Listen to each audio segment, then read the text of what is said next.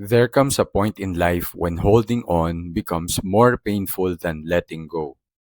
Yet many people continue carrying things that were never meant to stay with them forever. Old mistakes, past failures, regret, resentment, guilt, disappointments, the opinions of people who no longer matter. They carry these burdens day after day, year after year, and without realizing it, they allow the past to occupy space that belongs to the future. The truth is that growth is not always about adding more knowledge, more skills, more opportunities. Sometimes growth is about releasing what is weighing you down because you cannot move forward freely while carrying everything behind you. And one of the most valuable skills you can learn in life is the art of letting go. Part 1. Some things are not meant to be carried forever. Imagine trying to climb a mountain while carrying a heavy backpack filled with rocks. Every step becomes harder. Every feels steeper. Every mile feels longer. Now imagine discovering that many of those rocks are unnecessary. Would you keep carrying them? Of course not. You would put them down. Yet many people do exactly that in life. They carry emotional weight that they no longer need. A mistake from years ago, a failure they cannot forget, a disappointment they continue replaying, a hurt they continue reliving. The challenge is that the longer we carry something, the more normal it feels. We become accustomed to the weight. We tell ourselves, this is just how life is. This is just who I am. This is something I will always carry. But not every burden is meant to stay with you forever. Some lessons are meant to teach you, not define you. Some experiences are meant to shape you, not imprison you. And sometimes the first step toward freedom is realizing that you have been carrying something for far too long. Part 2. Let go of the past. The past is a powerful teacher, but it is a terrible place to live. Many people spend years looking backward, replaying old conversations, reliving old mistakes, thinking about what they should have said, what they should have done, what they wish had happened differently. The problem is that no amount of thinking can change yesterday. No amount of regret can rewrite the past. No amount of wishing can alter what has already happened. Yet many people continue spending today's energy fighting yesterday's battles. The truth is that every person has things they wish they could change. Every person has moments they would have handled differently. Every person has chapters they would rather forget. This is part of being human. But life moves in one direction, forward. At some point, you must decide whether the past will remain your teacher or become your prison. Because you cannot fully embrace the present while constantly living in the past. Part 3. Let go of regret. Regret is one of the heaviest burdens people carry, not because of what happened, but because of what they wish had happened.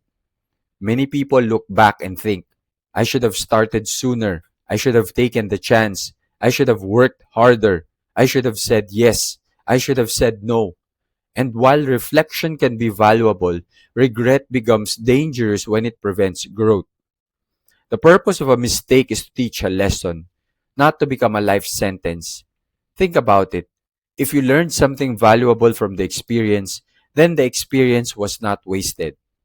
Painful? Perhaps. Difficult? Certainly, but not wasted. The challenge is that regret often keeps people trapped between two worlds, unable to change the past and unable to fully embrace the future. The truth is that wisdom comes from learning the lesson, not from endlessly replaying the mistake. Learn from it, grow from it, then move forward. Part 4. Let go of resentment. Few things drain a person's peace more than resentment. Holding on to anger can feel justified, especially when someone has hurt you, betrayed you, disappointed you, or treated you unfairly. The pain may be real, the hurt may be real, the wound may be real, But carrying resentment for years does not heal the wound. It often keeps it open. Many people spend years emotionally tied to something that happened long ago. They continue replaying it, revisiting it, reliving it, and each time they do, they give that experience more power over their present. Forgiveness does not mean pretending something never happened. It does not mean excusing bad behavior. And it does not mean forgetting the lesson. Sometimes forgiveness simply means refusing to allow the past to continue controlling your future. Because resentment is heavy. And eventually, you must decide whether carrying it is worth the cost. Part 5. Let go of what other people think. Many people spend their lives carrying opinions that were never theirs to carry. The criticism of strangers, the judgment of acquaintances, the expectations of others, the labels people placed on them years ago. The challenge is that people will always have opinions. Some will support you, some will doubt you, some will misunderstand you, some will criticize you. This is part of life. The question is whether you allow those opinions to become your identity. Many dreams have been abandoned because someone feared criticism. Many opportunities have been missed because someone feared judgment. Many lives have been limited by opinions that should have never mattered in the first place. The truth is that you cannot build a meaningful life while trying to satisfy everyone. At some point, you must stop carrying the expectations of others and start living according to your own values. Not everyone has to understand your journey. They only need to live theirs. You need to live yours. Part 6. Make room for what matters. One reason letting go is so important is because life has limited space, limited attention, limited focus, limited energy. Imagine trying to fill a glass that is already overflowing. Nothing new can enter. The same is true in life. When your mind is filled with old regrets, there is less room for gratitude. When your heart is filled with resentment, there is less room for peace. When your attention is consumed by the past, there is less room for the future. Many people want new opportunities, new growth, new experiences, yet they continue holding on to old burdens. The truth is that letting go is not losing something valuable. Often, it is creating space for something better. Sometimes, the things you release make room for the things you have been waiting for. Part 7. Freedom begins with release. Take a moment and ask yourself, what am I still carrying? A mistake? A disappointment? A regret? An old wound? Someone else's opinion? What would happen if you finally put it down? What would happen if you stopped reliving it, stopped replaying it, stopped allowing it to define you? Perhaps the answer is freedom. Not instant freedom, but not perfect freedom, but the beginning of it. Because every burden you release creates room for something better. More peace, more clarity, more growth, more possibility.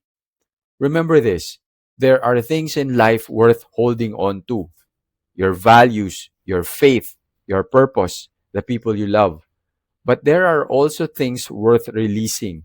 Regret, resentment, guilt, old wounds, the opinions that have held you back, because you cannot move forward while carrying everything behind you.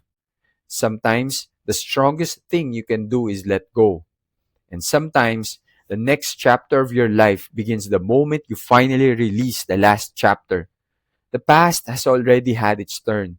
Do not let it steal your future. Let go, move forward, and make room for what is waiting ahead.